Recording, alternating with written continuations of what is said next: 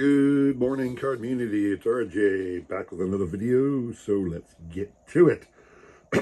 Went to a baseball game. Went to the Phillies game on Friday. It was a company outing, and I bought a one of those packs of old random team cards. They sell it everywhere. A pack of cards for your team with just random cards of different players inside. And I picked one up, and I'll show you in a minute why. But everything I'm going to show you off now, for the most part, came from that pack. So here we go. Today's random Mike Schmidt item today. Got a 1987 Topps in that pack. It's a little top up there, if you can see the very top. It's got a little defect in the little crunch in the corner. Pretty well centered card. It might have rated a 10 from PSA if I wanted to slab it up, but since it's got that little ding indent, there's no point in sending it in. I always love these. One of the things you saw on the back of most of Mike's cards over the lifetime of his cards, and they put stupid biographical facts on there. Mike lists electric trains among his hobbies. That was a favorite of the card companies to put on the back of his bio, that he's a big train fan. So anyway, 1987 Topps Mike Schmidt card. Today's random baseball item of the day. Love the Diners Diamond Kings.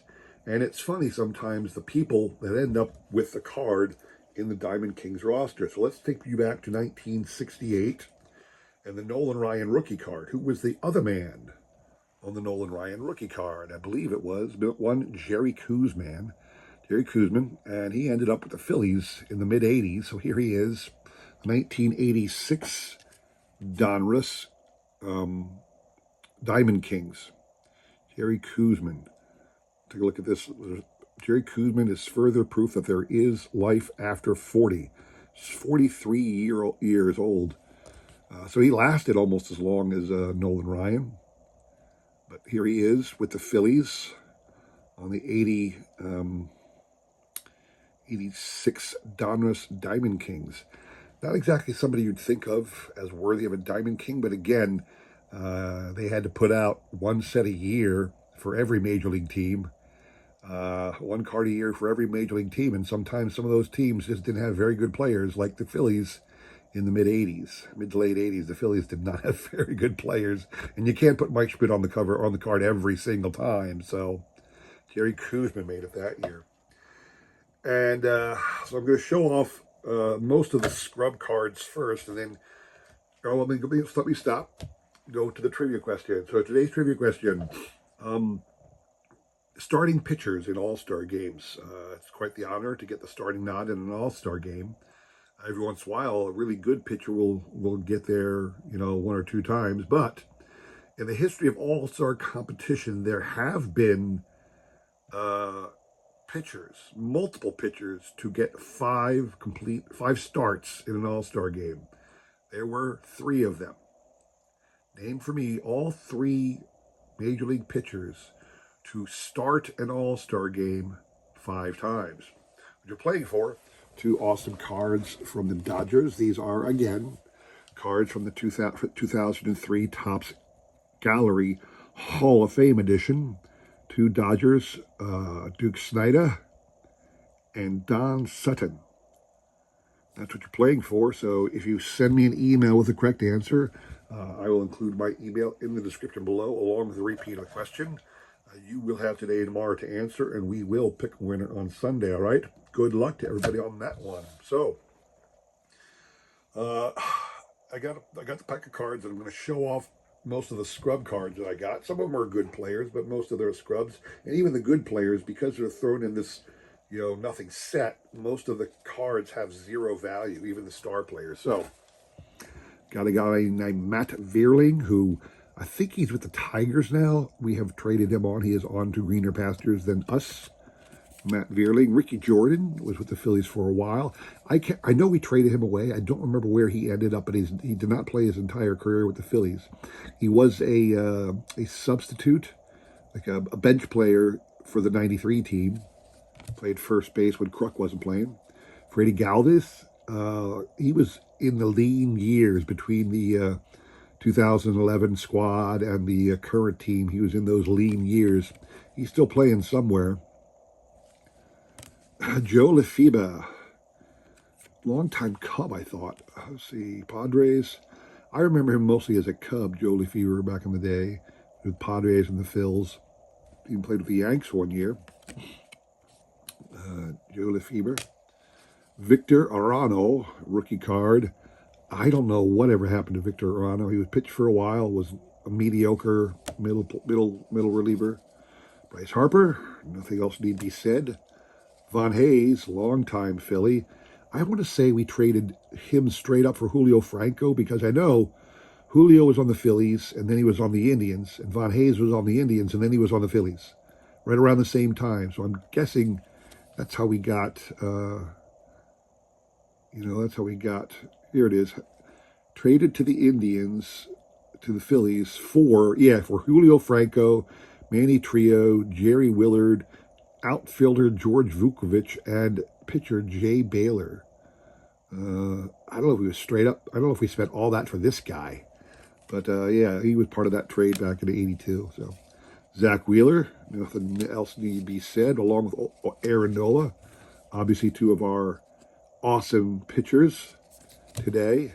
Tom Hume, just a middle guy. We had him just once. That's about it. I don't know much about Tom Hughes. He was not anything spectacular. Again, for us, he was just some middle reliever. Former manager Nick Leva. At one time, he was I think he was a Blue Jays coach. And in fact, I think he was a Blue Jays coach during the '93 team that beat us. Reese Hoskins, obviously with the Brewers now. Gary Maddox, this is his 85 tops. He does have an 86 tops. So, a guy who was a borderline, I should say borderline Hall of Famer. He was not a borderline Hall of Famer. He was certainly in the Hall of Very Good. And then lastly, Sir Anthony Dominguez, who is still plodding along for the Phillies. This is his rookie card. I don't understand why we keep him. Him and Jose Alvarado are two pitchers in our bullpen, where most of our bullpen, most of it is pretty darn good, consistent. You put out Strom, you put out Hoffman, you put out, oh God, I'm blanking on the new guy's name. And when you put out two or three of those guys, Soto, they're lights out. But then you got people like Sir Anthony, Jose Alvarado, and Ruiz. These guys, just why are they here? I don't know. Anyway, those are the scrub things. One of the reasons I picked up this set is for this card right here. The Ryne Sandberg in a Phillies uniform card. I guess there might be a couple other manufacturers who have issued this, but I have been unable to find one or acquire one. So when I saw that, I had to get it. The reason being, I have a set that I maintain that shows every Philly ever to play in the major leagues in a Phillies uniform if possible. Now I'm still working on putting together that set. I have the cards lying around. I'm creating cards when they don't exist for certain players. So I'm up to the 1930s now, and it's still me. I got to take an old scrub card, and I create my own card front and back on these players, people who don't have cards, and I paste it together and create a card that way. But for people like Ryne Sandberg, what I do is find a card with an image of them in their Phillies uniform and then slip behind there a card that has the stats of their Phillies career. Now, Ryan had one frickin' year, like 13 games or something with the Phillies, so it's not that big of a line stat. But I finally got a card that had Ryne Sandberg. And to that same end, with cards that celebrate people who played for the Phillies, at least one card of all of them, I come across these gems once in a while. So this is a man, Chuck Malone. Chuck Malone, on the back of his 1991 Donruss card, has this line. He got into 7 games, didn't start any of them. He was always in a middle reliever role, you can see. He went 7.1 innings, so probably pitched 1 inning almost in 7 games, went a little longer once. 11 walks and 7 strikeouts with a 3.68 ERA. This is his entire major league line if you look in Baseball Reference, you will see this is it. He somehow landed on this card. I think this might be, nope, this is part of the base set in 1991 Upper Deck, and he got a card. But this is his only, this I don't know if this is his only card, but at least I have a card of this guy in a Phillies uniform with his entire career stats, which will go nicely in that binder of mine. And another one right along the same lines, a guy named Ronald Torreyes. And this is Ronald Torreyes' career stat line too. So he did play a couple years for a couple different teams. Really, a up and down player. He had 2 decent seasons, 2021 with the Phillies and 2017 with the Yankees when he broke 100 games. But his average, career line stat, I mean, he batted .292 with the Yankees. You'd figured he'd get a little more traction. But he batted for .242 with the Phillies. And, they just didn't need him anymore. But this, again, I went to the trading card.